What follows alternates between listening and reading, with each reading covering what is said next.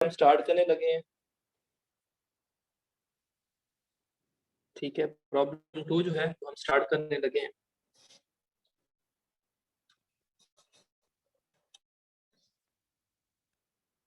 ये कुछ balance sheet आपके पास होगी, मैंने जैसे आपको बोला था, इनकम स्टेटमेंट होगी और कोई एक आध या दो चार जो है नीचे बातें की हुई होंगी, वो हमने बातें जो है उसकी ध्यान में रखनी होंगी और फिर उसको जो है इनकॉर्पोरेट करना होगा।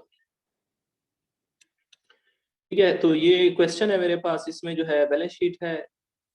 अब हमारे पास जो हमने जो है ना फाइनेंशियल स्टेटमेंट जब पढ़ी थी, तो उसमें हमने थोड़ा सा पढ़ा था कि फाइनेंशियल स्टेटमेंट में जो इन्फॉर्मेशन होती है ना, वो कंपैरेटिवली जो है ना हम प्रेजेंट करते हैं। मतलब कि 2015 का 2016, 2015 2016, तो इस तरह से कंपैरिजन जो है ना हम कर रहे होते हैं साथ दोनों सालों का। ठीक है, तो इस तरह से वो जो है उसने बैलेंस शीट बनाई है और साथ इनकम स्टेटमेंट बनाई है। ऐसे इनकम स्टेटमेंट भी जो है ना कंपैरेटिवली जो है ना वो दी जाती है, लेकिन इन्होंने जस्ट जो है ना वो एक साल की दी हुई है।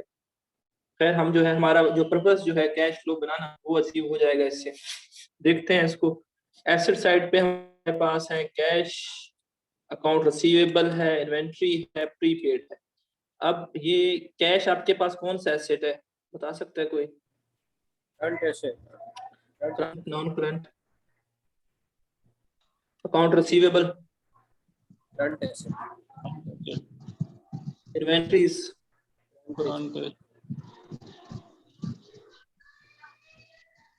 Prepaid, expense. यार ये बात समझ क्यों नहीं आती? प्रीपेड एक्सपेंस आपका एक्सपेंस नहीं होता। एसिड हमने सर ये वो क्या होता है, फिक्स्ड होती है सर। नहीं नहीं नहीं नहीं, प्रीपेड एक एक्सपेंस है, आपने एडवांस में पे कर दिया है। पहले से पे किया नॉर्मली हुआ। हम एडवांस जो पे कर एक साल के खर्चे हम एडवांस में पे कर देते हैं, तो वो हमारे पास करंट एसेट्स होते हैं। एडवांस में हमने जो है ना वो खर्चा किया हुआ है, पे किया हुआ है। प्रीपेड, इसके ऊपर पहले भी हमारी बातें हुई हैं। तो अभी इस ये बहुत जबरदस्त किस्म की जो अक्सर इंटरव्यूज में पूछते हैं, प्रीपेड एक्सपेंस या अनअर्न्ड रेवेन्यू क्या है आपके पास। तो यही आप लोग भी MCQ लोगों की में तरह जो होते हैं, वो बच्चे कह रहे होते हैं प्रीपेड एक्सपेंस हमारा एक्सपेंस है। वो एक्सपेंस नहीं है भाई, वो करंट एसेट है। ठीक है, आपने MCQs में भी एडवांस में पूछे पे जा किया, सकते उससे हैं अभी सर। बेनिफिट नहीं लिया, बेनिफिट आपने फ्यूचर में लेना है। और जिस चीज का बेनिफिट आपने फ्यूचर में लेना होता है वो आपका एसेट होता है, और जिसका बेनिफिट आप ले चुके होते हैं वो आपका एक्सपेंस बनता है। तो ये प्रीपेड एक्सपेंस है, इसका बेनिफिट आपने फ्यूचर में लेना है, तो ये आपका एसेट है, करंट एसेट। अगर आप इसका बेनिफिट ले चुके होते तो ये आपका एक्सपेंडिचर बन चुका होता, एक्सपेंस बन चुका होता।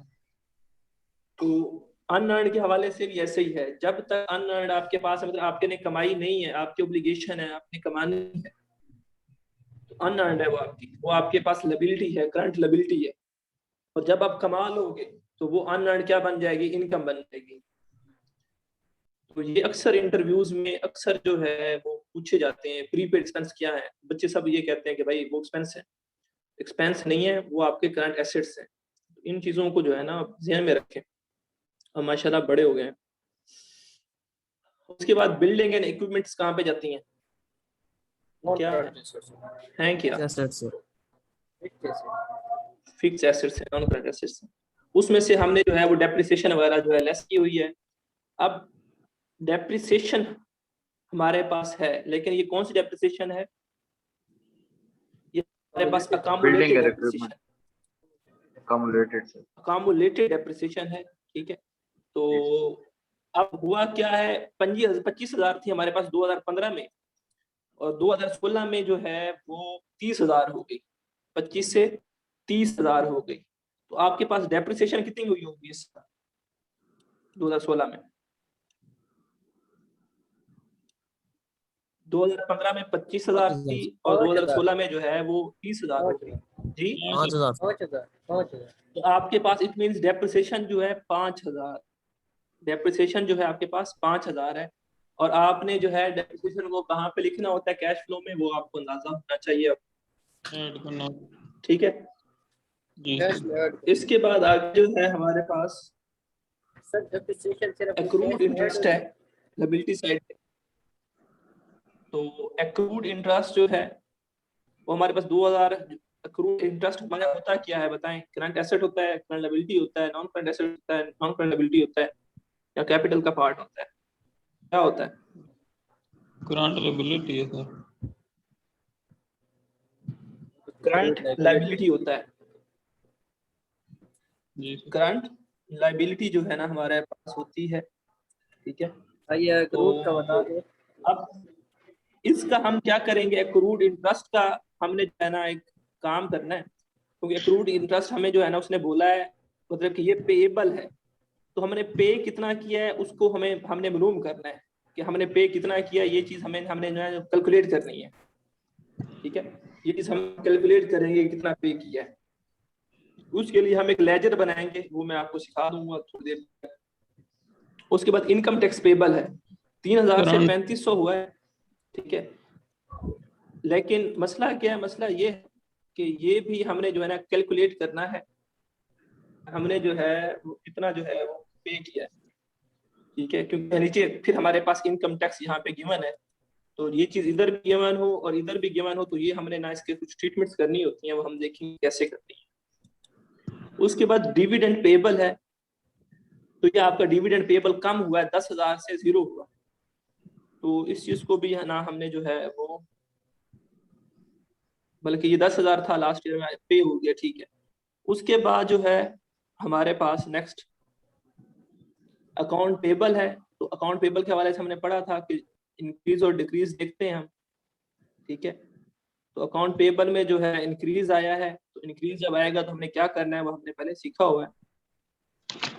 उसके बाद हमारे पास बॉन्ड्स पेबल है, तो उसमें भी हमने जो है वो इंक्रीज डिक्रीज वगैरह देखना होता है, तो खैर इसमें कुछ भी नहीं आया तो इसको हम छोड़ देंगे, इग्नोर करेंगे, 40,000 सेम ही रहा है हमारे पास। उसके बाद कॉमन स्टॉक है, वो 1 लाख से 1,25,000 हुआ है, क्यों हुआ है या वो हम देखेंगे। Additional paid in capital, additional paid in capital क्या होता है? हमारे पास जो कॉमन स्टॉक होता है, अगर 10 रुपए का शेयर है तो हमने जो है 15 रुपए में बेचा है, तो जो एडिशनल पैसे हुए आए हैं हमारे पास, जिसे हम शेयर प्रीमियम भी कहते हैं, उसको कहते हैं, ठीक है। तो वो 10,000 से 15,000 हुआ हमारा, इसके हवाले से भी हम जो है ना वो पढ़ेंगे नीचे कुछ। और रिटेन्ड अर्निंग हमारी जो है वो 5,000 से 12,500 हुई है, और नीचे जो है इनकम 25,000 भी हमें हुई है, तो ये सारी कैलकुलेट भी करेंगे भाई इसका हमें क्या करना है। उसके बाद नेक्स्ट जो है हमारे पास इनकम स्टेटमेंट है, तो इसमें सेल्स के साथ हमें कुछ नहीं चाहिए, हमें इंटरेस्ट एक्सपेंस से कंसर्न है, हमें टैक्स की अमाउंट से कंसर्न है, क्योंकि इंटरेस्ट एक्सपेंस जो है वो इस इधर यूज होगा यहाँ पे कहीं पे, और टैक्स जो है हमारे पास वो भी यहाँ पे कहीं पे यूज होगा। और उसके बाद वो कहता है कि कॉमन स्टॉक्स हैं, मतलब कि ये जो शेयर्स हैं 1 लाख से 1,25,000 हुए हैं, वो कैसे हुए हैं कि आपने जो है वो इक्विपमेंट परचेज की है, आपने इक्विपमेंट परचेज की है। वो इक्विपमेंट हमने देखी थी 85,000 से 1,25,000 हुई थी, तो वो कहता है कि जो आपने इक्विपमेंट परचेज की कितने की, 25 और 15 कितने होता है, 40,000 की। उनमें से 10,000 के आपके पास शेयर्स हैं, और 10,000 आपने कैश पे किया है, और बाकी अमाउंट के जो है ना आपने शेयर्स इशू किए, कॉमन स्टॉक्स जो है वो इशू किए, ठीक है। तो वो हम देखेंगे इसको। उसके बाद वो कहता है आप कैश फ्लो स्टेटमेंट बनाएं। अब हम कैश फ्लो स्टेटमेंट बनाने लगे हैं, तो कैश फ्लो स्टेटमेंट जब बनानी है तो हमने क्या देखना है, स्टार्ट कहाँ से करना है, कोई बताएगा? Profit before tax. Profit before tax से हम स्टार्ट लेंगे, ठीक है। तो प्रॉफिट बिफोर टैक्स आपके पास क्वेश्चन में गिवन है, तो वो आपने लिख लेना है, कितना है, 40,000,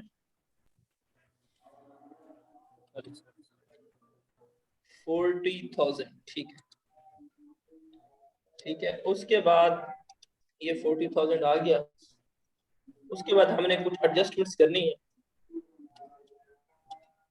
उसमें से एक बताएं कौन कौन सी एडजस्टमेंट है। पहले तो कैश वाली profit plus non cash item, cash दोबारा बताइएगा। Sir profit plus non cash item sir. Depreciation और एमोर्टाइजेशन, ये चीजें होती हैं। नहीं, अब वो तो सारी करनी है हमने, उनमें से अब यहाँ पे कौन कौन सी अवेलेबल है हमारे पास? डेप्रिसिएशन सर, डेप्रिसिएशन डेप्रिसिएशन है, तो डेप्रिसिएशन हमने ऐड करनी है लेस करनी है? ऐड करनी है। ये ऐड करनी है सर कैश में। कितनी अमाउंट ऐड करेंगे बताएं कैलकुलेट करके। कैश फ्लो कितनी ऐड डेप्रिसिएशन करेंगे सर सर। 5,000। 5,000। ठीक है, उसके बाद नेक्स्ट हमारे पास और कौन सी एडजस्टमेंट होती है सर इंटरेस्ट जो यहाँ पे भी हो? Trust expense. इंटरेस्ट एक्सपेंस, तो वो कितना है? 4,000 है। ठीक है, तो इंटरेस्ट एक्सपेंस भी लिख देंगे 4,000। ठीक है, ये ऐड करना है माइनस करना है? ऐड करना है। सर ऐड करना है। ठीक हो गया। और कुछ है?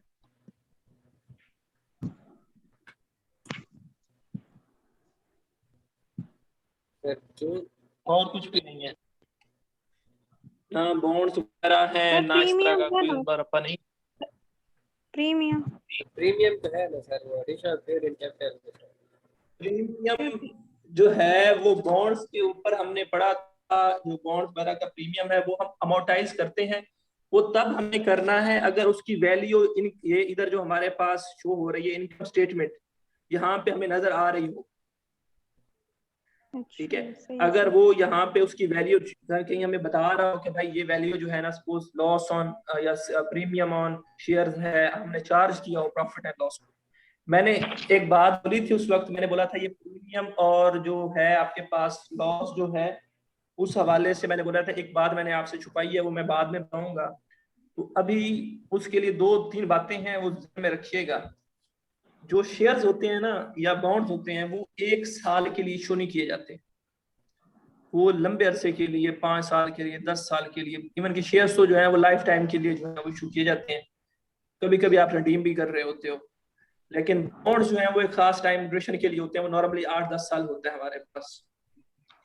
तो अगर बॉन्ड्स के ऊपर आपको जो है प्रीमियम मिलता है, बॉन्ड्स के ऊपर आपको जो है वो आप डिस्काउंट पे इशू करते हो, मतलब लॉस पे इशू करते हो, उसका जो लॉस होगा वो आपने 1 साल में नहीं जो है प्रॉफिट एंड लॉस को चार्ज करना होता, बल्कि वो बॉन्ड जितने पीरियड के लिए इशू होते हैं, सपोज 10 साल के लिए इशू होते हैं, तो आपने 10 साल पे चार्ज करना होता है। तो जितना लॉस हो रहा होता है उसको आप 10 पे डिवाइड कर देते हो और हर साल एक अमाउंट जो है आप चार्ज करते रहते हो। ठीक है, तो अभी ऐसी कोई अमाउंट उसने चार्ज नहीं की इनकम स्टेटमेंट में। आप इनकम स्टेटमेंट में देखें ना, उसने कहीं जो है वो ना कोई एडिशनल कैपिटल जो चार्ज किया है और ना ही कोई बॉन्ड्स वगैरह जो है उसके ऊपर चीज चार्ज की है। इस वजह से हम नहीं लेंगे। अगर वो चार्ज करता है और हमें वो बता देता है तो फिर हम उसको जो है कंसीडर करेंगे, अदरवाइज इसको हम इग्नोर करेंगे। समझ आ गई ये बात? Yes sir. तो यही चीजें हैं। ठीक है, तो इसका टोटल कर लेते हैं। ये बनेगा 40 और 50। इसको हम नाम देते हैं cash flows operating activities before operation before charges changes in honour, working capital. Changes in working capital, WC working capital. ठीक है, उसके बाद फिर क्वेश्चन में जाते हैं। अब वर्किंग कैपिटल में जो चेंजेस हैं वो हमने देखनी है। ठीक है, तो कौन कौन से चेंजेस हैं वो देख लेते हैं हम। क्या क्या चेंज आया है? कैश को हमने इग्नोर करना है। अकाउंट रिसीवेबल में चेंज आया है, यस सर। इन्वेंट्रीज में, 10,000 इन्वेंट्रीज में भी आया सर। इन्वेंट्रीज में भी आया। ठीक है, उसके बाद और प्रीपेड में, प्रीपेड उसमें भी है 28,500। ये भी हमारे पास करंट एसेट है तो इसमें भी चेंज आया है। उसके बाद एक्रूड इंटरेस्ट को भी छोड़ देंगे क्योंकि इसके नीचे एडजस्टमेंट है, इनकम टैक्स की भी नीचे एडजस्टमेंट है, छोड़ देंगे। डिविडेंड यहाँ पे आता नहीं है इसलिए इसको छोड़ देंगे। डिविडेंड जो है हमारे पास वो एंड पे जाता है, आपको पता है, उधर हम उसको ट्रीट करेंगे। और ये अकाउंट पेबल में चेंज आया है, इसको हम देखें। तो आप जल्दी से देख लो कि हमने इन चेंजेस का करना क्या है, ऐड करना है या लेस करना है। तो अकाउंट रिसीवेबल को ऐड करेंगे या लेस करेंगे? लेस करेंगे सर। करंट एसेट्स को लेस ठीक है, करेंगे। तो इन्वेंट्रीज लेस को लेस करेंगे। प्रीपेड एक्सपेंसेस को, ये भी लेस करेंगे। तो ये 10,000, 1500 और 2500 ये लेस होने हैं हमारे। ठीक है, तो यहाँ पे जो है चेंजेस इन वर्किंग कैपिटल में मैं जो है इंक्रीज इन अकाउंट रिसीवेबल 10,000, उसके बाद इंक्रीज इन इन्वेंट्री कितना है, ये 15,000 है। यस सर 15 है। और फिर जो है हमारे पास increase in prepaid expense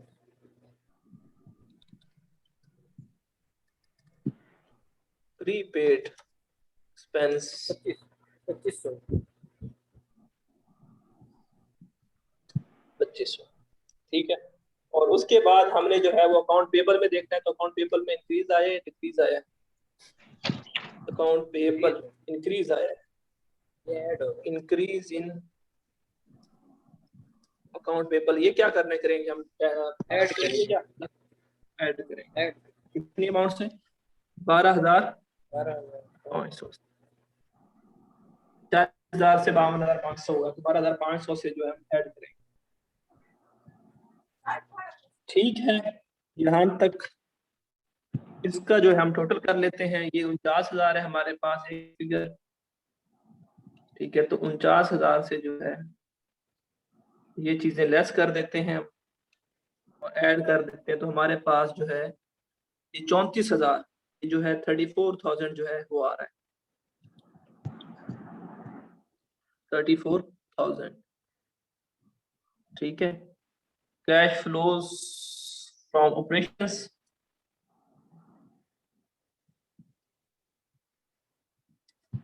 from operations. ठीक है, उसके बाद इसमें से हमने लेस भी करनी है कुछ चीजें, तो वो लेस भी कर देते हैं। क्या लेस करना होता है? टैक्स लेस करेंगे सर। टैक्स पे Tax। किया था। ठीक है, टैक्स पेड जो है, पेड पेबल नहीं, पेड जो होगा वो हम लेस करेंगे। कैसे लेस करेंगे? हमारे पास ये इनकम टैक्स पेबल है 3,000 हमारे पास जो है वो ओपनिंग बैलेंस है, और 3500 हमारे पास क्लोजिंग बैलेंस है, और ड्यूरिंग द ईयर हमारे पास टैक्स जो आया वो 15,000 आया। अब इसको समझे, इस बात को समझना है आपने। एक लेजर आपने समझ लिया तो सारे लेजर की समझ आ जानी है। लेजर बना रहे हैं हम इनकम टैक्स पेएबल का, इनकम टैक्स पेएबल का। ठीक है, अब बातें कुछ समझिएगा ध्यान से। हमारे पास जो है इनकम टैक्स पेएबल हमारे पास लायबिलिटी होती है, और लायबिलिटी का जो हमेशा बैलेंस होता है ना, बैलेंस, अगर लायबिलिटी का कोई बैलेंस होता है तो नेगेटिव होता है। वो क्या होता है? नेगेटिव होता है। ठीक है, तो हमारे पास ये डिटेल है, ये अमाउंट है, ये अगेन डिटेल है, और ये अगेन जो है हमारे पास अमाउंट है, लेजर है हमारे पास। इसकी ये वाली साइड जो है ये डेबिट साइड है, डिटेल और अमाउंट वाली, और ये दूसरी साइड जो है ये क्रेडिट साइड है। ठीक है, तो अब हमारे पास जो है 2015 का जो बैलेंस पड़ा है 3,000, ये पिछले साल का 3,000 क्लोजिंग बैलेंस है। 2016 का ये क्या होगा? ये ओपनिंग बैलेंस होगा। 3,000 जो है 2016 का वो ओपनिंग बैलेंस बन जाएगा। जो लास्ट पीरियड का क्लोजिंग होता है वो नेक्स्ट पीरियड का ओपनिंग होता है। ये 3,000 हमारे पास क्या है? ओपनिंग बैलेंस है। ओपनिंग बैलेंस को मैंने 3,000 जो है वो यहाँ पे लिख दिया, ओपनिंग बैलेंस हमारे पास।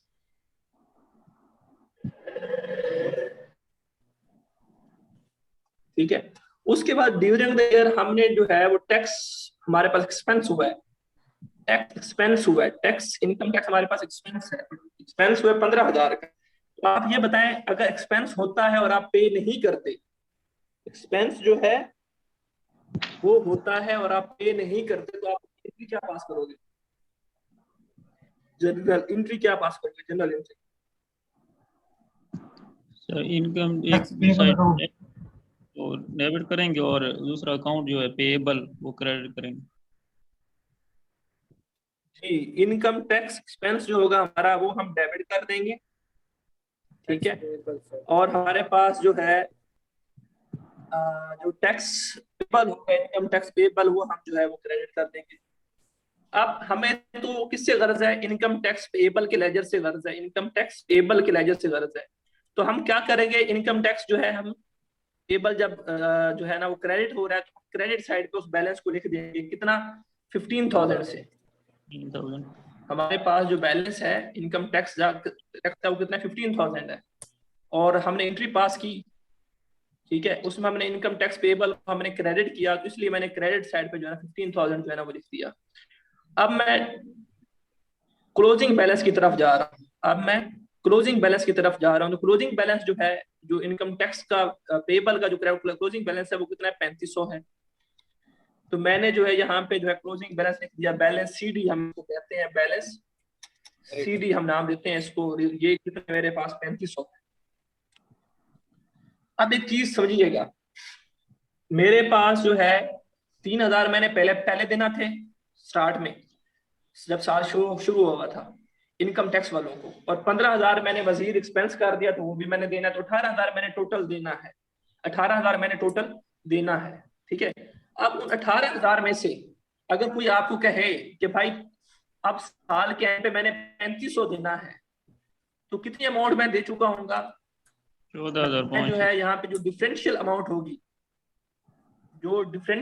होगी, जो कि 14,500 आप बता रहे हैं, तो वो अमाउंट क्या कर चुका हूँ? मैं पे कर चुका हूँ, ठीक है। इसे मैं क्या नाम दूंगा? कैश पे कर चुका हूँ, कैश जो है इसका मैं दे चुका हूँ। और ये हम बना रहे हैं कैश फ्लो स्टेटमेंट। मुझे बैलेंस सीडी से या बीडी से गर्ज नहीं है, ना ओपनिंग ना क्लोजिंग बैलेंस से गर्ज नहीं है। मुझे किससे गर्ज है? मुझे कैश पेड जो मैं कर रहा हूँ उससे गर्ज है। तो मैंने कैश पेड किया कितना? 14,500। तो वो मैंने यहाँ पे लिख देना है। और मुझे आप ये बता दें, ये मैंने ऐड करना है या लेस करना है? 10 कर। लेस कर दूंगा 14,500, ठीक है। तो अब हमारे पास जो एक फिगर आएगी, उस फिगर को मैं नाम दूंगा 19,500 आती है। ये क्या नाम देते हैं इसको हम? ये आता है net cash flow operating activity. Net cash flow from operating activities. From operating activities,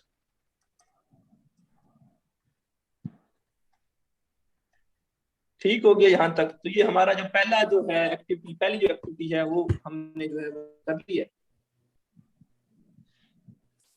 ठीक है। अब हम जाते हैं सेकंड, हमारी एक्टिविटी जो है वो है इन्वेस्टिंग एक्टिविटी, ठीक है। Cash flow from investing activity,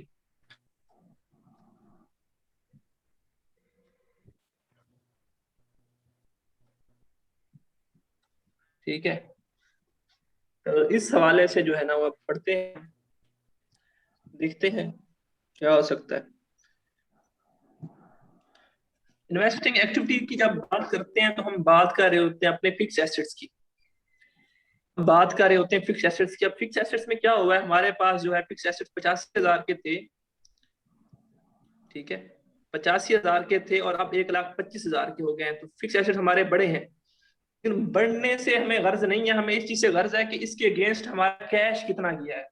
ये जो इंक्रीज आया है 40,000 का, ठीक है, इसके अगेंस्ट हमारे पास कैश कितना गया। तो हम एक अकाउंट बना लेते हैं, ठीक है, जिसे हम नाम देते हैं वो बिल्डिंग एंड इक्विपमेंट का, B&E लिख रहा हूँ, बिल्डिंग एंड इक्विपमेंट।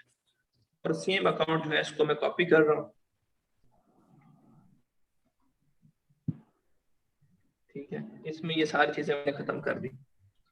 अब ये हमारे पास बिल्डिंग एंड इक्विपमेंट है, लेकिन ये हमारे पास एसेट है।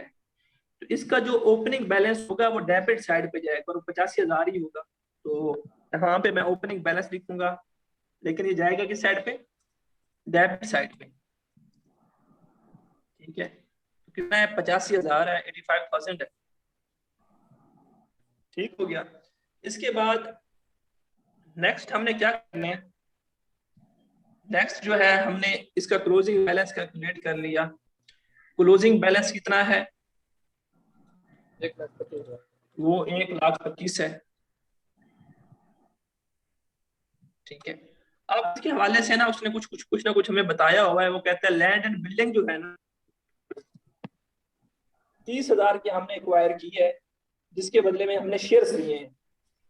ठीक है, जब हमने बिल्डिंग एक्वायर की होगी, शेयर इशू किए होंगे, तो हमने डेबिट किसको किया होगा? कैश। मैं आपको ट्रांजैक्शन बता रहा हूँ कि आपने बिल्डिंग एक्वायर की है अगेंस्ट कॉमन शेयर्स, आप डेबिट किसको करोगे, क्रेडिट किसको करोगे? सर बिल्डिंग को डेबिट करेंगे सर। इसको डेबिट करेंगे, बिल्डिंग को डेबिट करेंगे और कॉमन शेयर्स को क्रेडिट करेंगे। ठीक है, तो कॉमन शेयर्स को बाद में देखते हैं। अभी मैंने आपसे ये पूछा था, आपने बोला बिल्डिंग को डेबिट करेंगे, तो बिल्डिंग को डेबिट कर देता हूँ। किस वजह से? कॉमन शेयर्स की वजह से। कितने से? 30,000 से। ठीक है, और कितना ये डिफरेंस आ रहा है? कितना आ रहा है डिफरेंस? 15,000, 1,15,000 और ये है 1,25,000। ठीक है, मजीद 10,000 के बारे में वो क्या कहता है? वाइल इक्विपमेंट जो है, जो इक्विपमेंट है आपके पास, वो आपने परचेज कितने की? 10,000 की ऑन कैश। तो ये फिगर आपके मोस्ट रेलिवेंट है। आपने इसके बदले में कैश दिया है और आपने जो है इक्विपमेंट परचेज किया है। ठीक है, तो आपने क्या किया होगा जब परचेज की इक्विपमेंट? तो आपने जो है वो बिल्डिंग एंड इक्विपमेंट को डेबिट किया होगा 10,000 से। तो 10,000 से ये मैंने डेबिट कर दिया, डेबिट साइड पे लिख दिया। क्यों किया? कैश की वजह से किया, तो कैश मैंने यहाँ पे लिख दिया। अब ये फिगर जो है मेरे रिलेटेड है, मैंने टोटल किया 1,25,000 आ रहा है और इस साइड पे भी जो है 1,25,000 ही आ रहा है। तो ये फिगर मेरे रिलेटेड है कि ये मैंने क्या किया, मैंने जो है 10,000 कैश जो है वो किया। सर 5,000 तो फर्क आएगा सर, फिर भी समझ नहीं आई, दोबारा पूछिए। 5,000 का फर्क होगा ना सर? 1,00,000 5,000 क्या होगा? चाहिए कुछ समझ नहीं आई।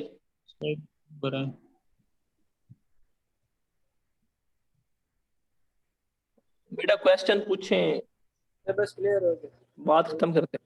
सर वो कंफ्यूजन थी सर, वो क्लियर हो गई। अच्छा, परचेज्ड इक्विपमेंट आ गया। अच्छा, अब ये डायरेक्टली भी आप उठा सकते थे 10,000, लेकिन आप कोशिश किया करें, लेजर बना दिया करें, ताकि कोई ऐसी फिगर मिसिंग भी हो तो वो निकल आए आपसे। क्योंकि ये क्वेश्चन में, इस क्वेश्चन में शायद नहीं है, लेकिन आगे जाके शायद ऐसे क्वेश्चन हैं जहाँ पे जो है मिसिंग फिगर्स आपके पास जो है ना वो नहीं पड़े। तो परचेज इक्विपमेंट ऑन कैश कितनी है? 10,000। वो आपने यहाँ पे लिख देनी है और ये नेगेटिव बैलेंस। उसके बाद नेक्स्ट हमारे पास और कोई नॉन करंट एसेट जो है या फिक्स एसेट जो है वो और कोई भी नहीं है। तो यही 10,000 हमारे पास क्या होगा? ये 10,000 हमारे पास है वो cash flow from investing activity हो जाएगा। ठीक है, और ये नेगेटिव बैलेंस होगा मेरे पास। ठीक है, उसके बाद cash flow from financing activity जो है वो स्टार्ट करने लगा हूं।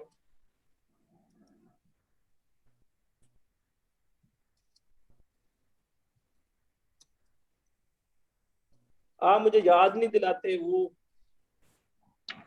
अच्छा, मीटिंग एंड हो गई है, टाइम खत्म हो चुका है, आप नेक्स्ट मीटिंग ज्वाइन करें।